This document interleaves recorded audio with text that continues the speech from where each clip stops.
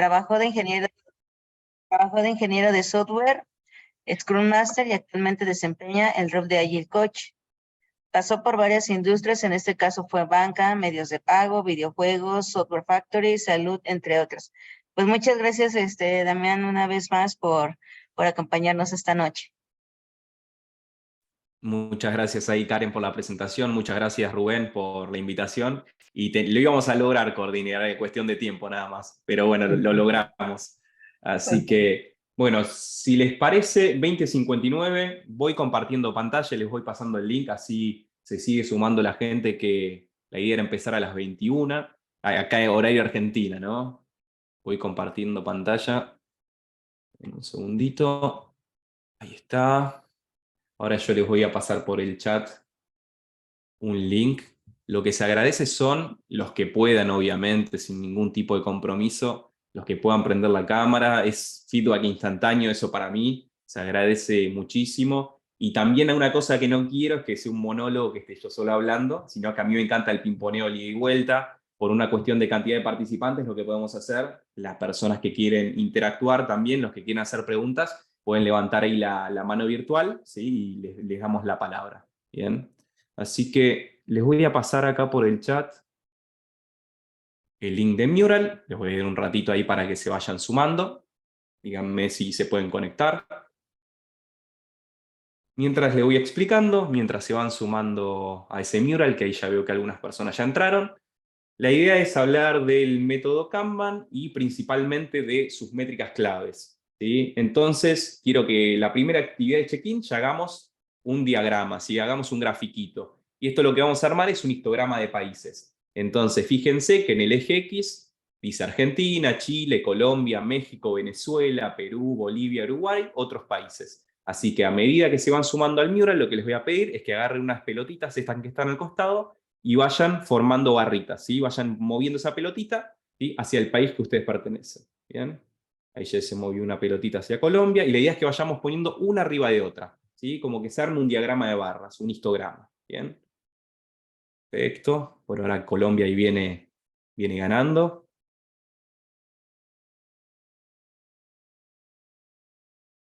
¿Sí? Como saben, en el método Kanban utilizamos métricas, tomamos decisiones con datos, así que la idea de este check-in, ¿sí? Es que nosotros empecemos a conocer, a empaparnos un poco con estos tipos de diagramas. Tenemos algunas personas de Colombia, algunas personas de México, Perú, otro país, disculpen, no me entraba en el eje X todos los países. Bien, esperamos ahí un ratito más. Si quieren me pueden ir ayudando a recompartir el link ahí para la gente que se suma. Ahí yo lo voy compartiendo de todas formas esta vez. Ahí estamos.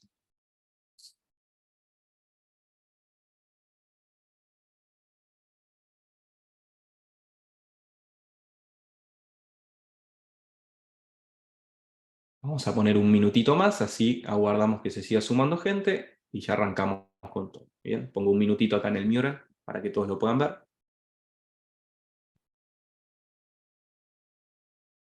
Bueno, pasó a la delantera México ahora, ¿eh?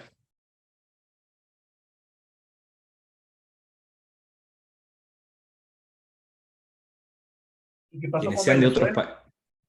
países. Que no veo a nadie de Venezuela, Damián, y siempre hay personas de Venezuela aquí, tan ¿Qué tímidas. pasó con Venezuela, Rubén? ¿Qué pasó ahí? Sí, sí, buena pregunta. Siempre vemos personas de Venezuela y no hay nadie ahí en Venezuela. Colombia y México. No, aquí hay uno. Claro. Aquí hay uno. Bien, bien, bien. Los que sean Chévere, gracias. lo que sean de otros países también pueden poner de qué país son también. Queremos ahí reconocer a esos países.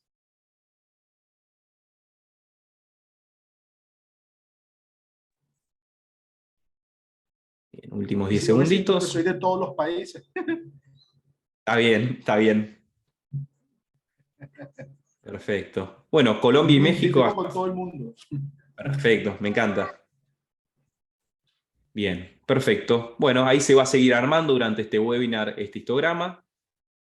Así que ya estuvo contando Karen un poco sobre mí, un breve resumen, ¿sí? Yo soy Damián Miniti, como dijo Karen, soy ingeniero de informática, soy emprendedor, soy fundador de Sripi, soy Accredited Kanban Trainer de Kanban University, datos más importantes que todo eso que acabo de decir es, soy papá, ¿sí? Tengo 32 años, soy argentino, me encanta el fútbol, soy hincha de Boca, y si quieren conocer un poquito más sobre mí, si me quieren empezar a seguir, acá dejo mi LinkedIn, mi cuenta de LinkedIn, y si quieren saber acerca de los cursos, esta es mi página web de mi empresa, ¿sí? sripi.com.ar.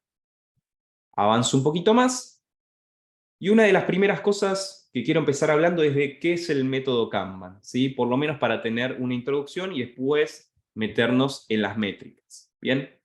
El método Kanban es un método de cambio evolutivo para gestionar lo que es el trabajo del conocimiento. Cuando hablamos de trabajo del conocimiento, estamos hablando de trabajo creativo, trabajo de diseño, trabajo de creación, ¿sí? El trabajo va pasando por diversas etapas, etapas de divergencia, etapas de debate, priorización, etapas de convergencia, ¿bien? Son principios, tiene prácticas que nos van a ayudar a guiarnos en la gestión y en la mejora del trabajo. Tiene 6 principios, 3 de gestión del cambio y 3 de entrega de servicio, y tiene 6 prácticas generales, el método Kanban, y usa tableros Kanban visualizando el trabajo y su flujo.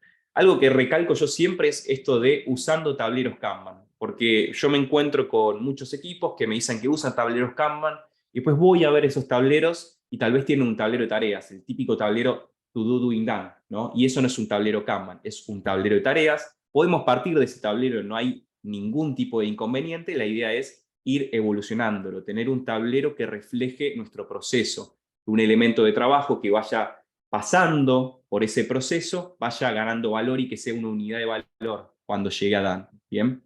Así que algo muy importante es que tener un tablero Kanban está buenísimo, pero no es lo único que necesitamos para estar aplicando el método Kanban. Y sistemas Kanban para controlar el trabajo en curso, para garantizar que el trabajo fluya sin problemas. Hay una práctica muy importante en el método Kanban que es limitar el trabajo en progreso, y eso nos va a permitir convertir un sistema push, un sistema en donde empujamos el trabajo y se satura el sistema, y las personas están agobiadas y cansadas, en un sistema pull en el cual nosotros tomamos el trabajo cuando tenemos capacidad y existe demanda, ¿sí? Con eso logramos que no haya agobio, cansancio, que no se sature el sistema, poder tener menos variabilidad, lograr mayor predictibilidad, etc. ¿Bien? Eso como una breve introducción de qué es el método Kanban. Y les quiero hacer una pregunta acá para los que ya se hayan sumado al mural. Bien, me gustaría saber un poco qué métricas utilizan ustedes en su día a día. No necesariamente quiero que escriban métricas del método Kanban, lo que ustedes actualmente estén utilizando en sus equipos. Así que acá tenemos diferentes post-its de color naranja. Les voy a pedir que le hagan doble clic para editarlo y vayan escribiendo qué métricas ustedes utilizan en su día a día. Bien, vamos a poner acá 2 minutitos. También están preguntando en el chat compartir el pin del mural a las personas que llegaron ahorita. Dale, lo vuelvo a compartir. Gracias, Adri, ahí por compartirlo también. Ahí está, lo vuelvo a compartir a las personas que se sumaron ahora. Van apareciendo ahí las primeras métricas que vienen utilizando en su día a día: velocidad de entrega, OKR, lead time, cycle time, lead time.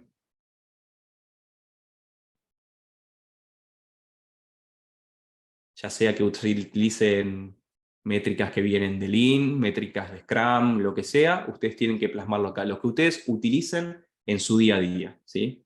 Más allá de las métricas que conocen del método Kanban. ¿Bien? Productividad, cycle time. ¿Qué más? Vamos que somos muchos. Calidad, perfecto.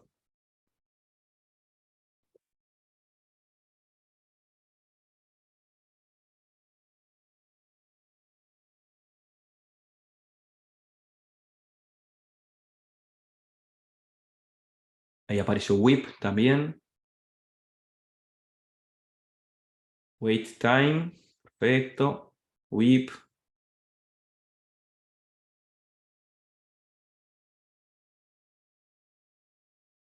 Time to market. Throughput.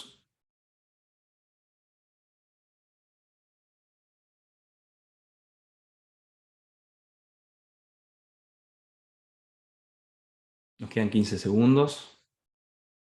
Incidencias productivas. Bien.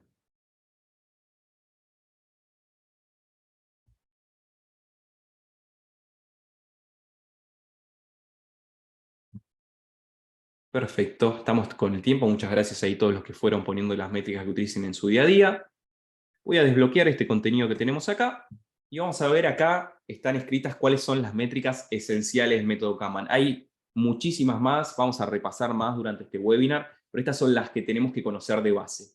Una es el Work in Progress, que aparecía por acá, el WIP. ¿Sí? Cuando lean WIP, es work in Progress, ¿no?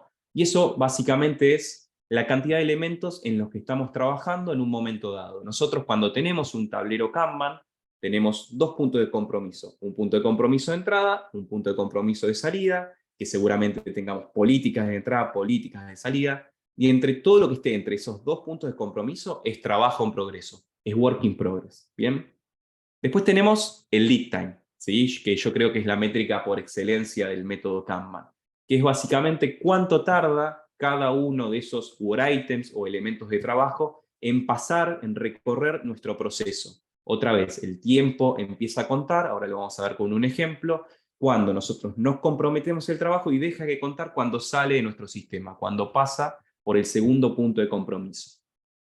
Y después tenemos otro que apareció por acá, el throughput, que también lo van a encontrar como delivery rate o como rendimiento, y es básicamente cuántos de estos elementos se completan por unidad de tiempo. La unidad de tiempo va a depender de la naturaleza del trabajo del equipo. Por ejemplo, podemos medirlo por semana, por día, por hora, por mes. Podemos decir, nosotros completamos 5 funcionalidades por semana. ¿Sí? Ese sería un ejemplo de throughput.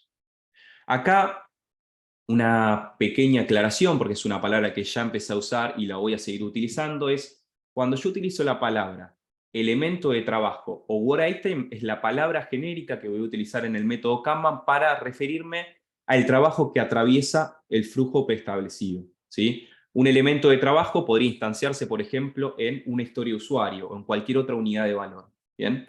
Un requerimiento, etc. Así que eso para tener en cuenta porque lo voy a estar nombrando seguido. Ahora, ¿por qué usamos estas métricas en el método Kanban, ¿no? Yo me encuentro con muchos equipos que vienen, por ejemplo, de Scrum o de alguna otra forma de trabajo, y muchas veces sus métricas están relacionadas con la velocity, con story points, cantidad de historias de usuario, etc., ¿no? Y no está para nada mal hacer eso, inclusive yo uso Scrum con muchos de mis equipos y me ayuda mucho a organizarme, a administrar, a tener eficiencia local, etcétera. Pero lo que hace el método Kanban con sus métricas es directamente en tratar de hablar en el lenguaje del cliente. Porque ahora le pregunto a ustedes, ¿qué pregunta nos suelen hacer a nosotros los clientes? ¿Qué pregunta nos suelen hacer a nosotros los clientes? ¿Qué les parece? ¿Qué les interesa saber a los clientes?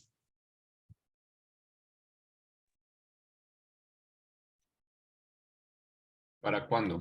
¿Cómo ¿Para vamos? cuándo? ¿Cuándo va a estar listo? Fecha. Totalmente, ¿no? Así que voy a desbloquear a ver si yo pensé lo mismo, ¿no? ¿Para cuándo lo tenés listo, ¿no? ¿En qué fecha me lo vas a entregar? Entonces, todas las partes interesadas entienden este concepto de el tiempo transcurrido y la cantidad total de funciones que se va a entregar, por ejemplo, en una versión. Entonces, estaría bueno que nosotros podamos adoptar el lenguaje de nuestros clientes. Acá un pequeño apartado que escribí acá, cuando hablo de stakeholders, cuando hablo de customers, son los que se van a beneficiar del producto o servicio que estamos desarrollando o que estamos evolucionando. Así que por eso hablamos en ese lenguaje, en el lenguaje del cliente en el método Kanban y llevamos adelante esas métricas, ¿bien? Por lo menos esas métricas de base. Y entonces avancemos un poquito más con el lead time, ¿bien? Con el lead time nosotros podemos dar este tipo de respuestas, que después vamos a hacer algunas cuentitas como para aprender a hacerlas nosotros, ¿sí? Después, obviamente, diferentes herramientas como Jira, Kanban, etcétera, te las hacen de manera automática, pero está bueno por lo menos que nosotros aprendamos con un ejemplito a hacerlo a mano una vez, ¿bien? Entonces, ¿qué tipo de respuestas damos con el lead time? Es, por ejemplo, podemos entregarte una nueva funcionalidad en 15 días o menos con un 85% de confianza, probabilidad, etc., ¿no? Entonces, ese es el tipo de respuesta que nosotros le vamos a dar a los customers o a los stakeholders. ¿Y qué es el lead time? Bueno, lo definimos hace un ratito, la cantidad de tiempo transcurrido que un elemento de trabajo pasa como trabajo en curso. Y esto que tenemos acá es un tablerito Kanban, ¿sí? Se puede seguir evolucionando, se puede seguir mejorando, ¿sí? Pero es un tablero Kanban lo que tenemos. Vamos a mostrar algunos elementos de lo que tiene. Tiene, por ejemplo, diferentes columnas, diferentes estados. Tenemos acá algunas columnas que son donde el trabajo espera, hay otras columnas que donde el trabajo está activo. Fíjense que dice análisis done, por ejemplo. Ahí el trabajo está esperando. Development done, acá el trabajo está esperando, ¿sí? Cuando está en selected, esto es una cola de entrada también, pero cuando está en análisis in progress, el trabajo está activo. Estamos ejecutando ese elemento del trabajo. Cuando estamos en development in progress, estamos ejecutando ese elemento de trabajo. Otra cosa que tenemos es limitado el trabajo en progreso, por columna en este caso, ¿no? Podemos tener como máximo 5 elementos de trabajo en la primera columna, 5 en análisis, 5 en development, y en este no tenemos el trabajo limitado, por ejemplo, todavía, dice infinito, ¿sí? En QA, ¿sí? Todavía no pudimos limitar el trabajo en esa columna, ¿bien? Tenemos diferentes carriles o diferentes swim lanes, en este caso, que representan los diferentes tipos de trabajo, seguridad y auditoría, correcciones e incidentes, etc. Bien. Y tenemos marcado 2 líneas de color rojo, que es lo que les charlaba o lo que les comentaba al principio. Un primer punto de compromiso y un segundo punto de compromiso, ¿sí? O delivery point, ¿sí? O el punto de entrega. Entonces, nosotros cuando agarramos en historia de usuario, por ejemplo, entonces pasa esta línea de compromiso. Para que pase esa línea de compromiso tiene que cumplir con todas las políticas explícitas, ¿sí? Que puso el equipo, y pasa esa línea de compromiso porque tenemos capacidad, porque existe demanda, y recién ahí es cuando el reloj empieza a correr. ¿Bien? Lo que va a pasar es que va a ir avanzando, ¿sí? Por nuestro tablero, va a ir avanzando por nuestro workflow, por nuestro proceso, y puede ser que en algún momento nuestro trabajo se bloquee, ¿sí? Un bloqueo interno, un bloqueo externo, una dependencia, ¿sí? Hay diferentes formas en las cuales se puede bloquear este elemento de trabajo. En ese momento el reloj no para, el reloj sigue corriendo, ¿bien? Y levantamos ese bloqueo que tenemos, ¿sí? Seguimos avanzando con nuestro elemento de trabajo y va a llegar un punto que lo finalicemos y pasemos este punto de compromiso, este delivery point. ¿Bien? Y una vez que pasemos ese punto de compromiso es cuando le ponemos la pausa a ese reloj. ¿Bien? Ahí recién es cuando el reloj paró, ¿sí? Entonces, inicia en este punto y finaliza o lo paramos en este otro punto. ¿Bien? Perfecto. Avanzamos un poquito más y les pregunto, en Kanban, ¿qué les parece? ¿Damos respuestas determinísticas o damos respuestas probabilísticas?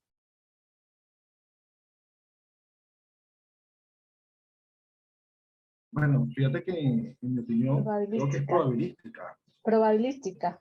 Probabilísticas, escuché 2 probabilísticas. Bien, ¿alguien dice lo contrario? ¿Estamos todos ok con eso? Bien, perfecto. Entonces, vamos a ver qué puse acá abajo. Las respuestas que damos son probabilísticas. Entonces tenemos que empezar a conocer los principios básicos del forecasting. ¿Bien? Y son 3 estos principios. El primero es, piense de manera probabilística y no de manera determinística. Bueno, ahí se me recargó el mural por alguna cuestión. Denme un segundito. A ver, tener una respuesta determinística, nosotros estaríamos diciendo que tenemos un 100% de certeza de lo que estamos haciendo. Y nosotros cuando definimos el método Kanban dijimos que era de trabajo del conocimiento. Estamos dentro de un entorno complejo y asumir un 100% de certeza, la verdad que sería bastante absurdo. Entonces no pensamos de manera determinística, sino de manera probabilística. Después, hacer pronósticos a corto y largo plazo, sabiendo que los pronósticos más cortos serán más precisos que los largos, ¿sí? Eso es lógica también, ¿no? En los pronósticos a más corto plazo, ¿sí? Vamos a ser más precisos, en más largo plazo vamos a ser menos precisos, ¿sí? Se pueden presentar diferentes casos, puede cambiar el mercado, pueden deprecarse algunas cosas, etc. Y algo muy importante es repronosticar cuando obtengo más información, ¿sí? Cuando un elemento de trabajo atraviesa nuestro proceso y llega Dan, ¿sí? Repronostico. Obviamente va a llegar un punto en el cual nuestra variabilidad puede ser que quede acotada, ¿sí? Y nuestro SLA, nuestro SLA que definimos no varíe tanto con ese elemento que llega Dan. Pero siempre que llega Dan, deberíamos estar repronosticando. ¿Bien? Tiene que ser algo que se haga de manera constante. Esto es fundamental para hacer predicciones precisas. ¿Bien? Ahora, los pronósticos tienen que ver con describir el futuro. Y como ya sabemos y estuvimos hablando, el futuro está lleno de incertidumbre. Entonces, vamos a tratar de ejemplificar todo esto con un ejemplo muy sencillo. ¿Bien? Imagínense que tenemos que lanzar 2 dados de 6 caras. ¿Sí? Los lanzamos al mismo tiempo, con las mismas condiciones. Les hago una pregunta acá. Nosotros, ¿podemos predecir con 100% de confianza o certeza el resultado? ¿Qué les parece? Tiramos 2 dados al mismo tiempo, las condiciones son totalmente las mismas para los dados. ¿Podemos predecirlo con un 100% de certeza?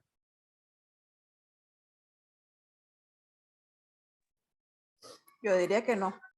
No. Bien. Ok. Bien. No podemos predecirlo con un 100% de certeza, pero eso no significa que sea completamente impredecible el resultado, porque sabemos algunas cosas. ¿Bien? Y las cosas que sabemos son las siguientes. Primero, hay un 0% de posibilidades de sacar un 1 o de sacar un 13. Estamos de acuerdo con eso, ¿no? Un 1 o un 13 no podemos sacar. Estamos tirando 2 dados, la sumatoria nunca puede dar 1, y el máximo de cada dado es 6, el máximo que podemos tener es 12. Entonces, sacar un 1 y un 3, hay un 0% de posibilidades. Tenemos data entonces. Otra cosa que sabemos es esto. Los posibles resultados son cualquier número entre el 2 y el 12, incluyendo al número 12, ¿no? Y otra cosa que sabemos es que el resultado más probable de cualquier lanzamiento de dado es 7. Y ahora les voy a contar cómo podemos saber eso. ¿Bien? Fíjense que acá hice una aclaración de por qué es el número 7, y acá le digo las posibles combinaciones. El 1 el 6, el 2 el 5, el 3 el 4, y ese es el resultado más probable. Pero no hace falta que me crean, se los voy a demostrar. ¿Bien? Si hacen doble clic acá, ahora se los voy a mostrar yo en pantalla de todas formas. Acá hay una pequeña aplicación con la ayuda de nuestro amigo ChatGPT, ¿bien? Que es el lanzamiento de 2 dados de 6 caras. ¿Bien? Y acá hay una pequeña formulita estadística muy sencilla que dice que la probabilidad de que salga 7 es la probabilidad de que salga un 1 y un 6, la probabilidad de que salga un 2 un 5, un 3 un 4, un 4 un 3, un 5 un 2, un 6 y un 1. ¿Sí? Como tienen 2 caras, entonces la probabilidad de que salga uno de esos números tengo que multiplicar en el denominador 6 por 6, que es 36. Entonces es 1 sobre 36, ¿sí? Tengo que sumarlo a cada uno, y me da 6 sobre 36. Si simplificamos, me da un sexto. Un sexto, para pasarlo a probabilidad, estamos hablando de una probabilidad de 16.67 de obtener un 7. ¿Bien? Pero esto no tienen que confiar solo en la estadística, sino que podemos simularlo también. Y para simularlo, voy a tirar 10.000 veces, ¿sí? Esos 2 dados. Obviamente no lo voy a hacer acá en vivo, sino que me va a ayudar esta simulación. Voy a apretar, y a la hora de tirar los dados, fíjense en los resultados. ¿Cuál es la probabilidad de que salga un 2? ¿Sí? 2.58%. De que salga un 12, 2.68. De que salga un 3, ¿no? 5.73. Y bueno, veamos el número que nos interesa. Perdón, que no están viendo el eje X. Ahí está. El número que nos interesa es el 7. El 7 me dice que tengo una probabilidad, tirando 10.000 veces esos 2 dados, de 16.85. ¿Qué vamos a hacer ahora? Lo voy a tirar de nuevo, los 10.000 dados. ¿Sí? Voy a tirar los 10.000 dados de nuevo. Pongo tirar dados. Y vamos a ver que sigue saliendo como moda, ¿sí? El número 7. Ahora cambió un poquito la probabilidad y es de 16.95. ¿Bien? Así que esta es una manera en la cual nosotros podemos demostrar este tipo de cosas. Voy a volver acá. ¿Sí? Entonces, ahora ya sabemos que en Kanban damos respuestas probabilísticas. ¿Sí? Ahora ya nos quedó a todos claro esto, lo demostramos, y tenemos 2 tipos de pronósticos en el método Kanban. Uno de los pronósticos, que es el del cual vamos a estar hablando, es el del próximo elemento del trabajo. ¿Sí? viene un stakeholder, viene un customer y me pregunta ¿para cuándo está listo un próximo elemento de trabajo? ¿Sí? Nosotros podemos dar, por ejemplo, esa respuesta que le dije hace un ratito. Puedo completar una nueva funcionalidad en 15 días o menos con un 85% de probabilidad, confianza, etc., ¿no? Pero también me pueden decir, bueno, tengo 50 elementos de trabajo, ¿en cuánto tiempo lo pueden entregar? Ahí ya nos tenemos que empezar a meter en algo que se llama Monte Carlo, ¿sí? Hacer forecasting a través de Monte Carlo. Bien. Vamos a avanzar en este webinar con esta primera pregunta, que suele ser las que nos suelen hacer en el día a día nuestros stakeholders, ¿sí? Que es ¿cuándo se completará la historia de usuario X en este caso? Bien. Para contestar esto, traje acá un pequeño ejercicio. Fíjense que, perdón que se me está refrescando Mural por algo. Fíjense que hay dos tipos de gráficos. Uno es un histograma, como el que hicieron al principio cuando empezaron a poner de qué país eran. Y el segundo es un diagrama de dispersión o un scatterplot. Bien. Primero quiero que entendamos el histograma del lead time, ¿sí? Los dos se alimentan con la misma data. En el eje X, en este histograma, lo que tenemos es el lead time, ¿sí? En el tiempo en el cual se terminó el trabajo, desde que nos comprometimos hasta que salió de nuestro sistema. Y en el eje Y, lo que tenemos es la frecuencia, la cantidad de veces que terminamos un elemento de trabajo en ese tiempo, ¿sí? En ese lead time. Imagínense que viene un cliente y pregunta, ¿cuándo tardará la próxima solicitud? ¿Cómo creen ustedes que le podemos contestar? Ustedes tienen esta data, miremos esta data y díganme ustedes qué le contestarían a nuestro cliente. ¿Sí? Estamos acá para aprender, así que no hay respuestas incorrectas. Después les digo cómo es la formulita. Pero ¿cómo le contestarían en base a esta data? Ustedes tienen esto, no conocen cómo se calcula en un histograma los percentiles, ¿bien? ¿Cómo darían la respuesta?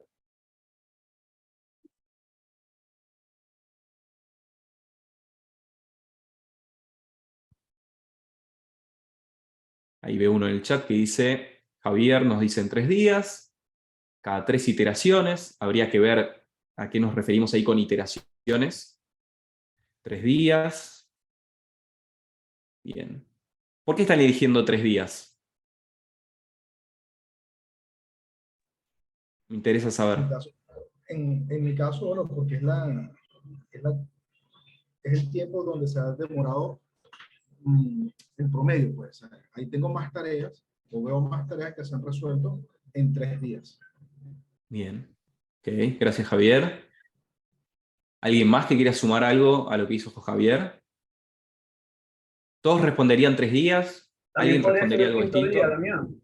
En el quinto día, porque también hay entregables ahí, ¿no? En el quinto día. Bien, el quinto día, me gusta. Tardará 5 días, dice ahí Blanca. Perfecto. Bien. Gracias a todos ahí por sus respuestas. Vamos a hacer una pequeña cuenta. Fíjense lo que voy a hacer. Voy a empezar a contar, ¿sí?, los elementos de trabajo que tengo en este gráfico, ¿no? Tengo 1, 2, 3, 4, 5, 6, 7, 8, 9, 10. Puse 10 para hacer las cuentas fácil, ¿no? Así no nos complicamos tanto con las cuentas. Y ahora lo que voy a hacer es un cociente, ¿sí? En el denominador voy a poner ese 10, ¿sí? Pongo el número 10, que es el numerito de elementos total que tengo en este gráfico, y en el numerador lo que voy a poner es, me gustó cuando dieron la respuesta 5, ¿no? Entonces voy a contar cuántos elementos de trabajo hay de 5 días o menos. O sea que completamos en 5 días o menos. Son todos estos, ¿estamos de acuerdo? Todos estos que estoy marcando. ¿Bien? Todos estos elementos de trabajo los completamos en 5 días o menos. Entonces acá adentro hay 9. Entonces en el numerador voy a poner un 9. Bien. 9 sobre 10 me da 0.9. Si pasáramos esto a porcentaje, sería un 90%. Bien. Entonces, perdón por mis números, pero creo que se entiende por lo menos. Bien. 90%. ¿Qué tipo de respuestas daríamos acá? ¿Sí? Sería, puedo entregar un nuevo elemento de trabajo en 5 días o menos. ¿Sí? Fíjense que 5 días o menos, con un 90% de probabilidad o un 90% de confianza. Otro que habían dicho es el número 3. Vamos con el lead time de 3 ahora. ¿Bien? ¿Cómo sería la cuenta? ¿Alguien me dice qué pondríamos en el numerador y qué pondríamos en el denominador?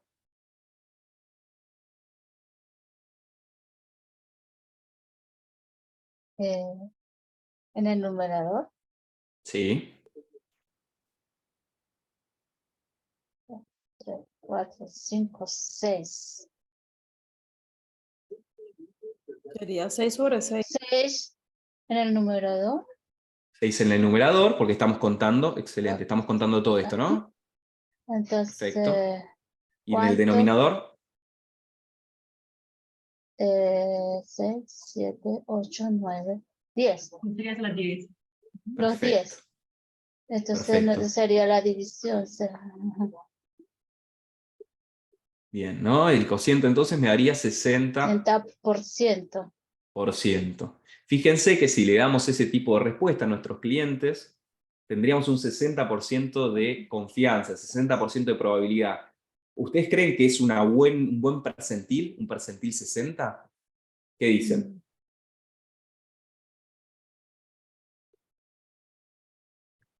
Particularmente, yo no daría una respuesta con un No. percentil tan bajo.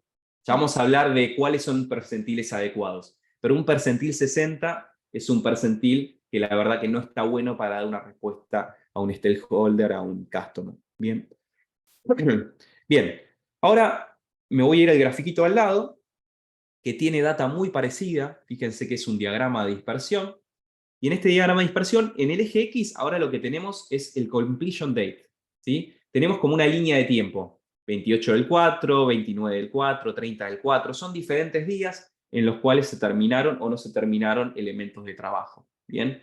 Y en el eje Y lo que tenemos es el lead time. O sea, el 29 del 4, por ejemplo, se terminó un elemento con un lead time de 1, el 29 del 4 se terminó un elemento con un lead time de 3, y así para todos, ¿no? Entonces, acá podemos hacer la misma cuenta si me hace esa pregunta al cliente. Esto de llama al cliente y me pregunta cuánto tardará la próxima solicitud, ¿qué le decimos? Acá podemos hacer exactamente la misma cuenta. ¿Cómo les parece que hagamos esta cuenta acá? ¿Alguien se anima a arriesgar? ¿Va a ser lo que vimos recién? Fíjense, los días los tienen acá. Lo tienen ahora en el eje Y en vez del X. Los elementos de trabajo ya los conocen. Son todos los que tenemos acá. Tienen que elegir una muestra de todo eso. Esto trae un cociente, lo que tenemos que hacer.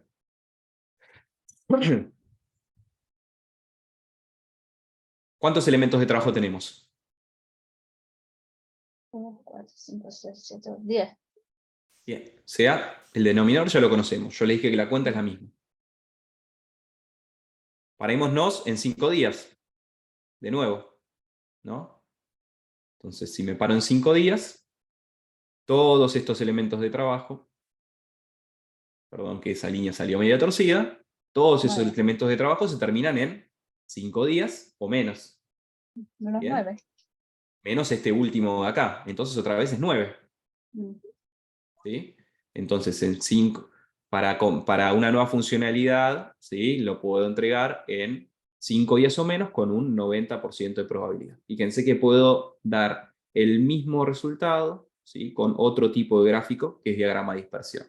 Ahora les comento brevemente cuáles son las diferencias, porque tener dos gráficos para tener la misma respuesta no tendría tanto sentido.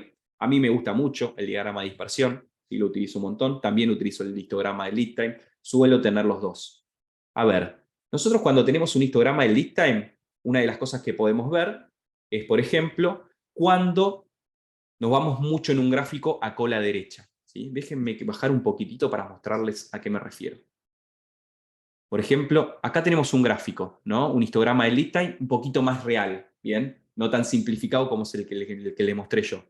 Entonces, yo acá lo que voy a marcar con otro color, porque con ese no se ve, es esto, ¿no? Voy a hacer como una campanita, voy a dibujar acá, ¿sí? Una curva más que una campana.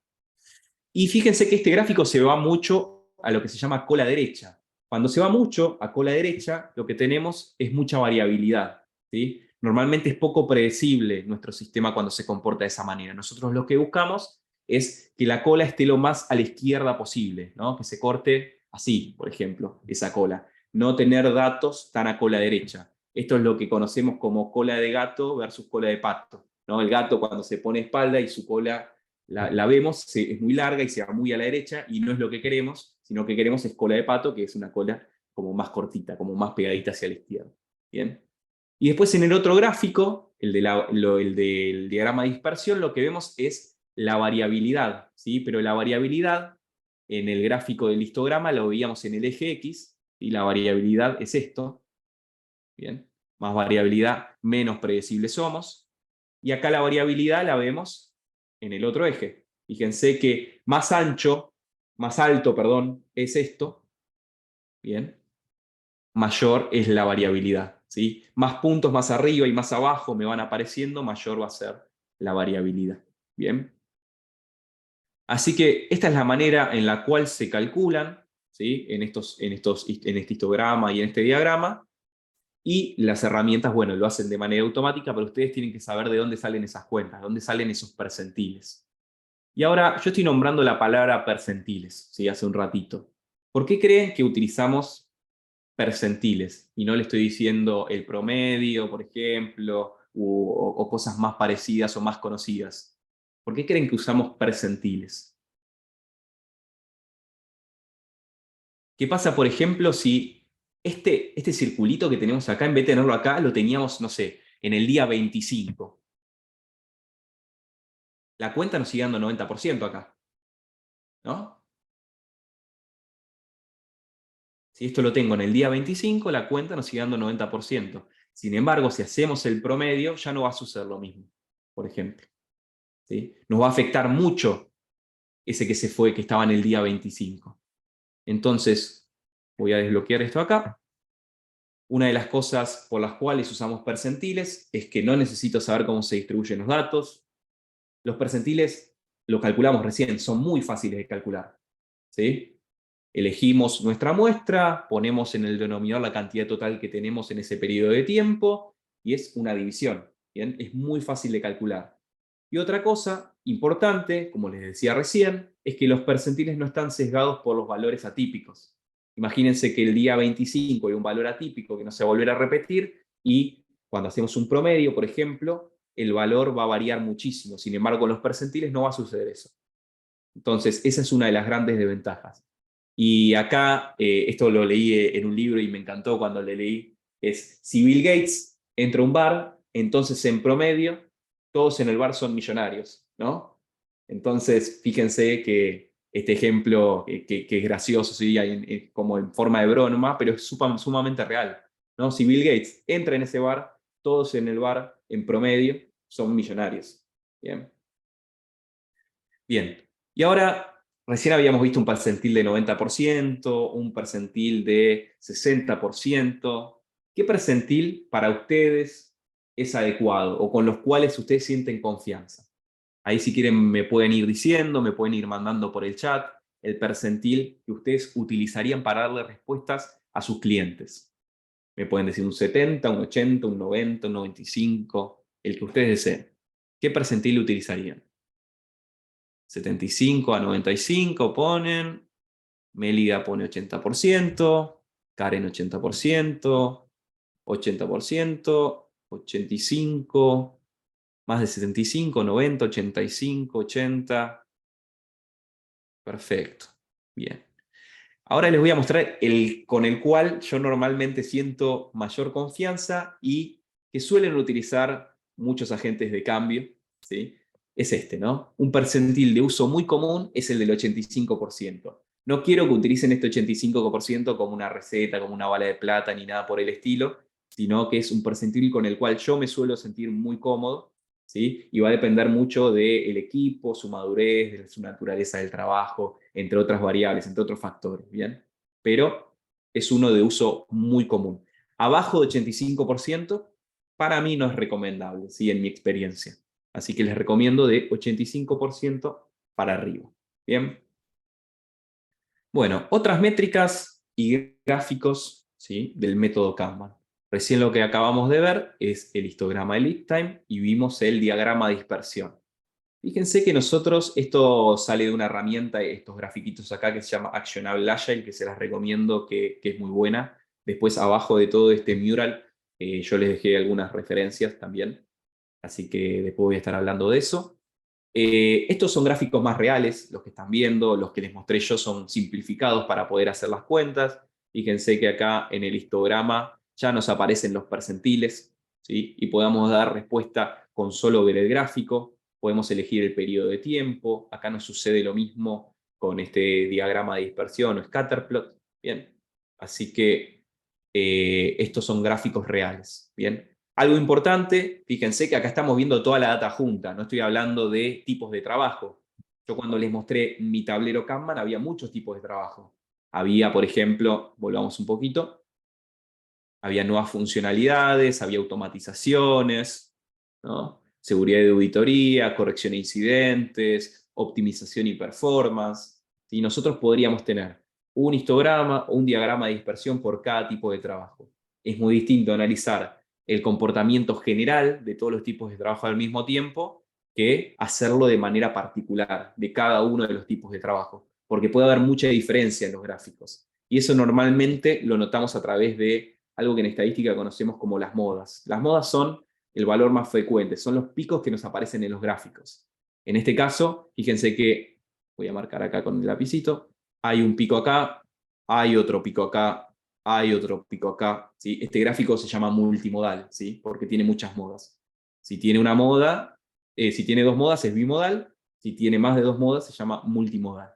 Bien. Entonces, seguramente acá se estén ocultando diferentes tipos de trabajo, ¿sí? Y tengamos que empezar a aperturarlo todo esto. Bien. Bueno, un gráfico muy común, ¿sí? Que no vamos a ver en este curso, no lo vamos a estar abarcando, es el diagrama de flujo acumulado, que dentro del diagrama de flujo acumulado podemos ver incluida la ley de Little adentro. Esto tiene que ver con elementos que entran, elementos que salen, para ver que nuestro flujo esté fluyendo, detectar si hay diferentes cuellos de botella, si realmente se están respetando las políticas, si el WIP no se va agrandando, porque un gráfico muy común que sucede es este que ven en pantalla, ¿no? Este tipo de gráficos es cuando no se limita el WIP. Entonces, el ratio de entrada, ¿sí? Y el ratio de salida, fíjense que cada vez va siendo más grande, ¿sí? Se va abriendo. Entonces, el WIP, que lo representamos en el eje Y, va siendo cada vez más grande. Entonces, no es un sistema pull, esto es un sistema push. Estamos empujando el trabajo dentro del sistema y lo estamos saturando. Y lo que buscamos a través de analizar este tipo de gráficos es que haya el mayor paralelismo posible entre las entradas y las salidas, ¿sí? Esto es utópico lo que estamos viendo, estas entradas y las salidas, pero más o menos lograr un cierto paralelismo quiere decir que estamos logrando cierto flow. Bien. Vamos a ver acá algunas métricas más. Bueno, el lead time, ya les estuve contando lo que era. Van a ver en diferentes literaturas que el lead time se apertura en Customer Lead Time, en System Lead Time. También aparece el nombre Cycle Time en muchas literaturas, ¿sí? Cuando hablamos del lead time, nosotros siempre estamos hablando desde un punto de compromiso, ¿sí? Nos comprometemos hasta que sale de nuestro punto de compromiso. ¿Bien? Cuando hablamos de Cycle Time, estamos hablando de la medición entre dos puntos cualesquiera, ¿sí? Podemos hacerlo entre los dos puntos de compromiso o podemos medir el Cycle Time, por ejemplo, de lo que sucede en QA, de lo que sucede en Dev, ¿sí? Puedo medirlo entre diferentes puntos también. La eficiencia de flujo es un cociente que es el tiempo en el que realmente nosotros estamos trabajando sobre el lead time, porque como vimos cuando yo iba moviendo esa tarjetita en el tablero Kanban, lo que sucedía es que hay mucho tiempo en el cual nosotros estamos trabajando, pero hay muchos momentos que estamos incurriendo en diferentes esperas. Hay tiempo que trabajo está bloqueado, que tiene una dependencia, que está en un buffer, sí que estamos esperando la respuesta de alguien, etc. Y el reloj, como dijimos, sigue corriendo. Después tenemos la demanda de falla, una que se suele utilizar muchísimo, que es la autodemanda causada por no hacer algo o no hacer algo bien para el cliente. Entonces, nosotros cuando habilitemos eso, estamos habilitando valor que ya debería haber sido habilitado anteriormente. ¿Bien? Este me encanta a mí, este de Initial Quality. Son defectos reportados en base a una nueva iniciativa y se las recomiendo medir esta métrica. Básicamente es, ustedes van a hacer una funcionalidad. Cuando esa funcionalidad está productiva, empezamos a traquear todos los bugs, ¿sí? O hotfix que vuelven, ¿sí? Todos los defectos que vuelven. Entonces, después vamos a un espacio de inspección y adaptación, y lo que vemos ahí es, bueno, en base a esta nueva iniciativa, en base a esta funcionalidad, volvieron 20 bugs. ¿Cómo podemos hacer para que la próxima funcionalidad, ¿sí?, pueda mejorar la calidad inicial, ¿no? Y empezamos como equipo a tomar algunos accionables en base a eso. Después lo volvemos a medir en base a otra funcionalidad que hicimos, y la idea es que esa initial quality mejore, o sea que esa cantidad de efectos que vuelve sea más chico. ¿Bien? Cantidad de bloqueos, eso también está muy bueno para que vayan llevándolo a diferentes espacios de inspección y adaptación, ¿sí? Esto es razones o condiciones que impiden el avance del trabajo o su impacto. Entonces, lo que medimos es un periodo de tiempo, cuántas veces en nuestro tablero marcamos diferentes bloqueos, si esos bloqueos son internos, si esos bloqueos son externos, y lo que hacemos es, los empezamos a agrupar, los empezamos a clusterizar, y vemos qué acciones de mejora podemos tomar para que eso no vuelva a suceder, o por lo menos poder mitigarlo. ¿Bien? Después hay otras métricas como WIP levels, ¿sí?, que son los números de elementos del sistema en general o en determinadas etapas. Y esto es algo que se puede medir, pero es más conceptual, esto de discard y award rates, que tiene que ver que lo que buscamos en el método Kanban, cuando gestionamos todos los pedidos, o sea que todavía no nos comprometimos, sino que lo estamos refinando todo eso, es que haya una tasa de descarte alta, ¿sí? Porque nosotros no nos queremos comprometer con algo que se puede llegar a caer al comprometernos, ¿sí? Cuando nos comprometemos queremos estar seguros que eso va a llegar a Dan, o tratar de llegar a que no suceda eso. Sabemos que como es trabajo del conocimiento, hay elementos que nos vamos a comprometer, y por cuestiones de la complejidad misma puede ser que se nos caiga un elemento de trabajo porque se depreque, porque cambió el mercado, cambiaron las tecnologías, etc.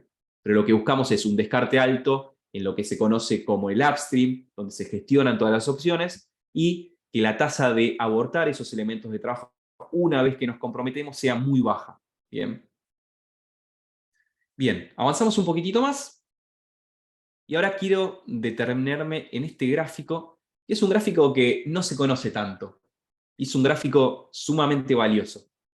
Yo utilizo diferentes herramientas que lo generan automáticamente, este gráfico. Una es Actionable Agile, que se puede integrar con Jira, por ejemplo. Otra se llama GetNave, que también se la súper recomiendo. Están buenísimas, te generan este tipo de gráficos, dashboard. Eso lo configuran una vez sola y después son mucho más felices porque no tienen que hacer todo esto a mano, que es un dolor de cabeza hacerlo a mano. ¿Bien? Así que insístales a sus organizaciones para que avancen con eso porque les va a simplificar la vida. Y lo que les quiero mostrar en este gráfico, en este aging chart, ¿sí?, es que en el eje X lo que tenemos, fíjense que son las diferentes columnas o diferentes estados o etapas por las cuales va pasando el trabajo. En el eje Y tenemos la antigüedad o el aging, ¿sí? ¿Qué es el aging? Es el trabajo que ya ingresó a nuestro sistema, pasó el primer punto de compromiso, pero todavía no salió de nuestro workflow. ¿Bien? ¿Se entiende eso? Entonces, nosotros, por ejemplo, acá lo que estamos midiendo es, acá en análisis activo tenemos un elemento de trabajo que está hace 5 días, después tenemos otro que está hace 5 días y ya se terminó el trabajo de análisis, otro que está hace unos 11 días, ¿bien? Entonces me va diciendo el tiempo, la antigüedad que tienen los elementos de trabajo desde que nos comprometimos a hacer eso, ¿sí? Nos va mostrando el aging y en qué etapa se encuentra. Algo importante acá es que estos percentiles que nosotros vemos son los percentiles que teníamos en el gráfico del scatterplot, en el diagrama de dispersión. Entonces, lo que estamos haciendo es solapando esos percentiles y poniéndolo en este tipo de gráfico. Entonces, esto nos habilita a tener diferentes conversaciones, ¿no? ¿Qué beneficios creen ustedes que nos podría traer con respecto a los otros gráficos que fuimos viendo? ¿Qué beneficios les parece que nos podría llegar a traer leer este gráfico? Hay un cuello de botella. Bien, perfecto, totalmente. Tenemos un cuello de botella, capaz que está creciendo, se está acercando al percentil, a un percentil, nosotros definimos un percentil 85 y estamos, por ejemplo, en testing y vemos que esto no avanza, entonces podemos tener una conversación de qué es lo que está pasando, porque tal vez si nuestro SLA es un 85%, nos estamos acercando mucho a que se infrinja eso, ¿no? ¿Qué otro beneficio nos podría llegar a traer esto? Ver dónde hay bloqueos, se están poniendo. Actuar sobre los elementos más viejos. Bien. Vamos a mostrar un poquitito las respuestas. Primero, es preventivo esto. Yo puedo estar viendo este gráfico y digo, uy, bueno, nuestro SLA es un 85%, ¿sí? Como decíamos recién, y recién está en DevDan, y la verdad que tendríamos que tener alguna conversación para ver si necesitan una mano, necesitan que colaboremos, si el trabajo está bloqueado, etc. Bien, es un checkpoint perfecto.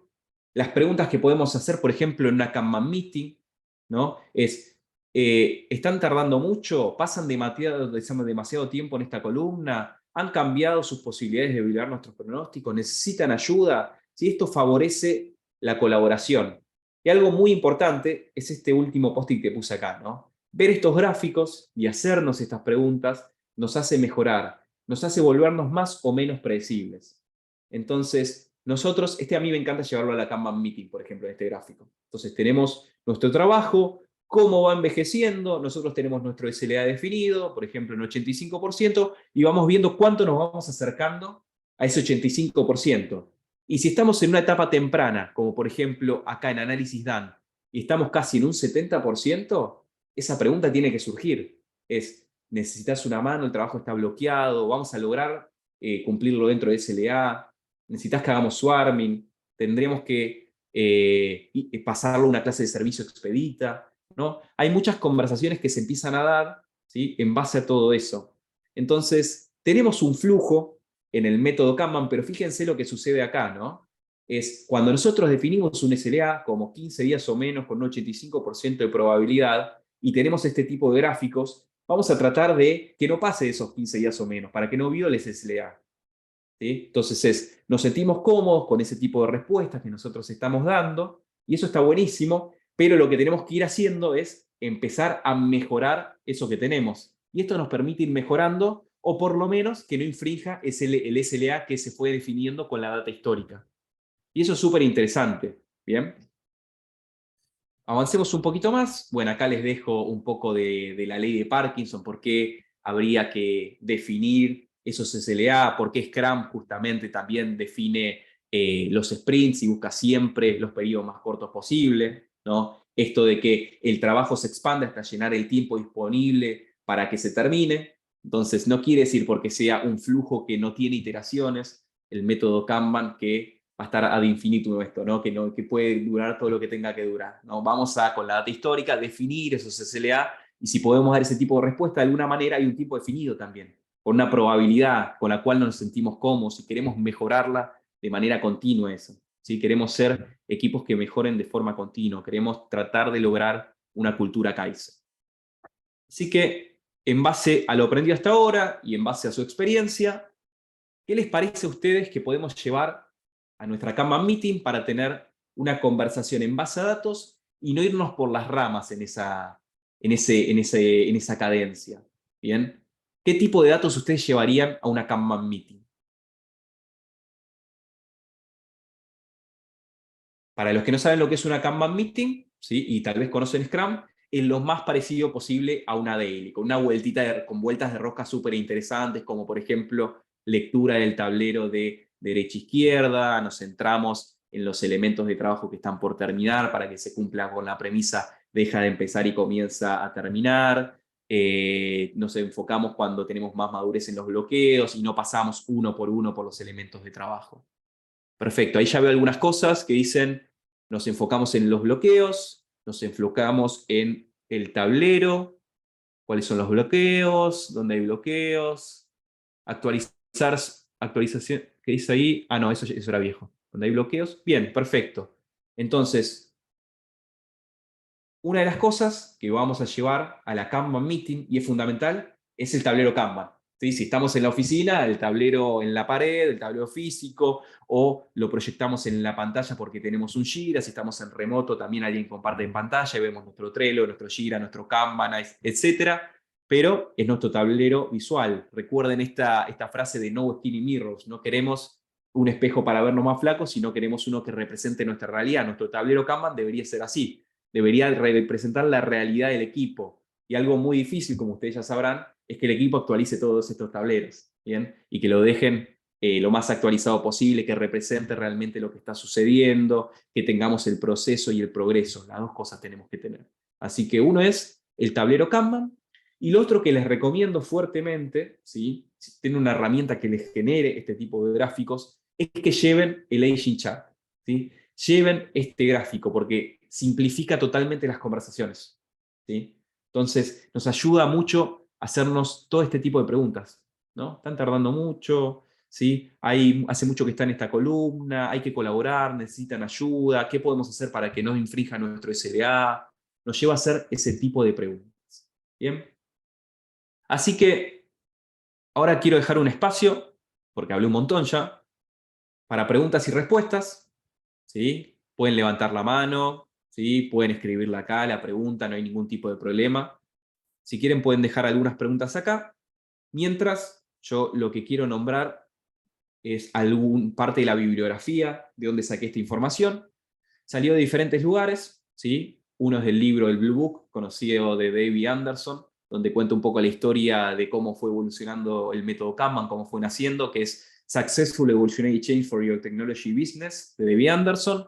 Kanban from the Inside, de Mike Burrows, ¿sí? When Will It Be Done, de Daniel Bacanti, y hay mucho que tiene que ver con mi camino recorrido. ¿Bien? Así que si quieren todos estos libros, recomendadísimos. Y acá les dejo las dos herramientas también que les nombré. Una se llama GetNamed y la otra se llama Actionable Agile. Se las recomiendo fuertemente ambas. Bien. ¿Alguna pregunta que tengan? Damián, A ver. ¿recomendarías en tu experiencia el Scrumban o el Scrum con Kanban? Bien. Primero quiero levantar ahí un mito, ¿sí? Scrumban, muchas personas creen que es un mix entre Scrum y Kanban. Si agarramos un poquito de Scrum, agarramos un poquito de Kanban, lo mezclamos y sale Scrumban, y eso no es así. Y después le puedo pasar un paper del año 2009, si no me equivoco, de una persona que en su paper escribe por primera vez la palabra Scrumban, que se llama Core Hiladas.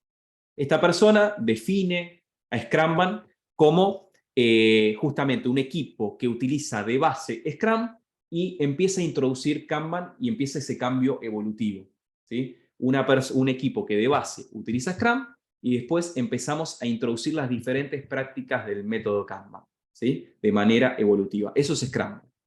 Y yo lo recomiendo, ese Scrumban que estoy definiendo en este momento. A mí me contratan muchas veces justamente porque me dicen, bueno, el Scrum que está haciendo el equipo no le funciona, y yo cuando me dicen eso, lo primero que hago es indagar, porque yo utilicé Scrum y me funcionó en muchos equipos. Yo no hablo más de Scrum para nada, a mí me encanta Scrum también. Y muchas veces lo que me termino encontrando es que no le funcionaba el Scrum porque hacían el típico Scrum Bat, ¿no? El Scrum con muchos peros. Hacemos Scrum, pero hacemos daily 2 veces por semana, no lo hacían todos los días. Hacemos Scrum, pero no hacemos retrospectivas. Entonces, antes de decir, no me funciona Scrum, hay que ver justamente si realmente están haciendo Scrum, si realmente hicieron el Shuhari, este concepto de las artes marciales japonesas de hago el Shu primero, me pego un poco a lo que dice la IA Scrum, tengo un marco, voy evolucionando, voy dando información, ¿sí? Después paso al Ha, que es donde empiezo a romper las reglas. En el romper reglas, buenísimo, puedo meter el método Kanban, porque capaz que Scrum de base me estaba funcionando bien. Y ahí empiezo a introducir de manera evolutiva el método Kanban, empiezo a limitar el WIP, empiezo a visualizar el proceso que yo tengo y pasar de un tablero de tareas tal vez a un tablero de proto Kanban para después ir hacia un tablero Kanban, pasar de un equipo que recibe un input a otro equipo y mi output va para otro equipo a pasar o a ir yendo para el lado a equipos de servicio, en donde, bueno, tenemos desde la idea hasta que llega a las manos del cliente. Así que recomiendo fuertemente el Scrumban, pero cuando les digan el Scrum no funciona, les pido por favor que se fijen bien que estén haciendo correctamente Scrum, y porque aunque el cambio sea evolutivo, de todas formas tenemos que revisar ese tipo de cosas. Si el Scrum no le está funcionando porque realmente no está funcionando, que sucede también, sí, perfecto, empezamos a introducir las prácticas generales del método Kanban de manera evolutiva.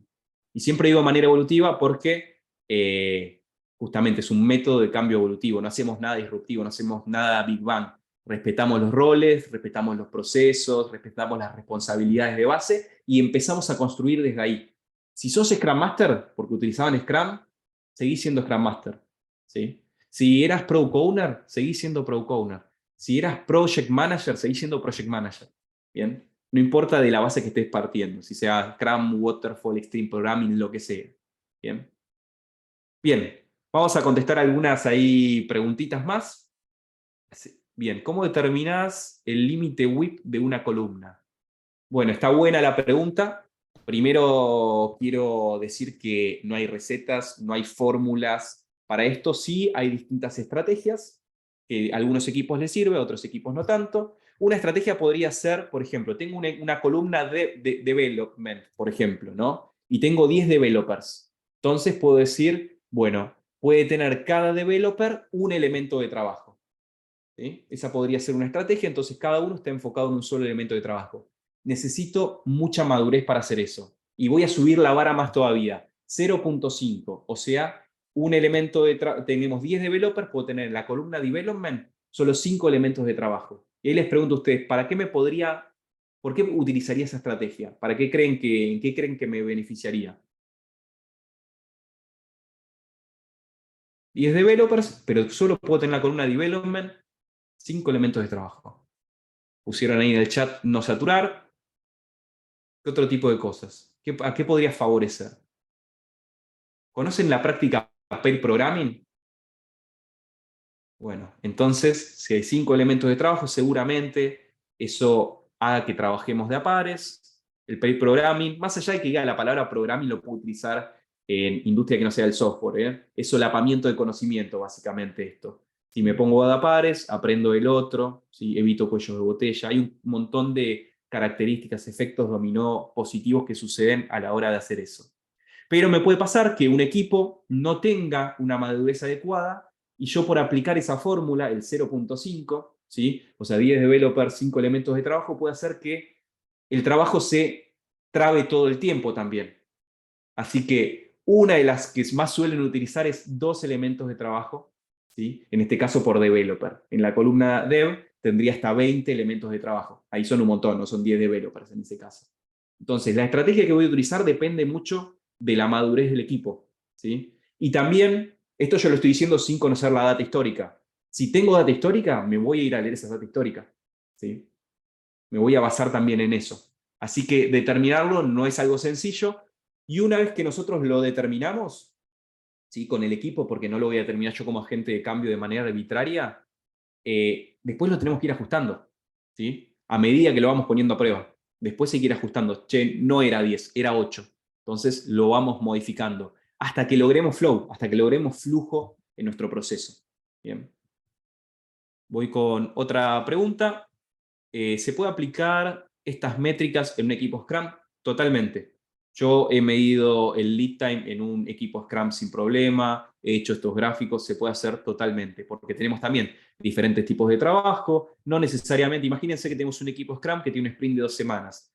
Algunos tipos de trabajo, por ejemplo, tenemos el tipo de trabajo vago, y tal vez esos se terminan, algunos en 2 días, en 3 días, en 5 días, y podemos medir el lead time y conocer cuál es la probabilidad de que se termine ese bug, ¿sí? En tanto tiempo, con qué nivel de confianza. Lo podemos hacerlo más bien. Como digo, esa también la initial quality, por ejemplo, el aging. Hay un montón de métricas que pueden convivir dentro de Scrum sin problema, ¿sí? Y a mí una cosa que no me gusta es como ponerle labels a los equipos, etiquetas, esto de, este es un equipo Scrum, este es un equipo Kanban. El equipo va a partir de una base, ¿sí? Como lo dice Yuhari, y después va a ir evolucionando hasta lograr su propia práctica emergente, más allá de lo que esté usando. Entonces, tal vez empezó Scrum, lo fuimos evolucionando con Kanban y está buenísimo. Tal vez es un equipo nuevo y empezamos con Kanban desde el principio, ¿sí? Y hasta podemos tomar alguna práctica o un patrón de equipos de alto desempeño de Scrum. Podemos ir haciéndolo también de esa manera. Customer Lead Time versus Time to Market. Perfecto. El Customer Lead Time, ¿sí? Básicamente, como yo les había dicho, siempre cuando hablamos de Lead Time es desde un punto de compromiso, ¿sí? Entonces, nosotros vamos refinando un elemento de trabajo cuando cumple todos los criterios de entrada, ¿sí? Que, por ejemplo, en Scrum conocemos eso como el Definition of Ready. Cuando cumple todo eso, nosotros nos podemos comprometer y recién ahí el tiempo empieza a correr, ¿sí? Y si tenemos un equipo de servicio, cuando salga por nuestro segundo punto de compromiso es que llega a las manos del cliente. Y eso es el Customer Lead Time.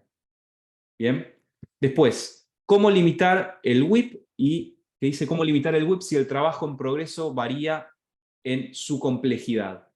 ¿Cómo limitar el WIP si el trabajo en progreso varía en su complejidad? Bueno, esto un poco lo fuimos contestando. El límite WIP no es algo estático, el límite WIP es algo dinámico. Entonces lo vamos a ir ajustando hasta lograr flujo, básicamente.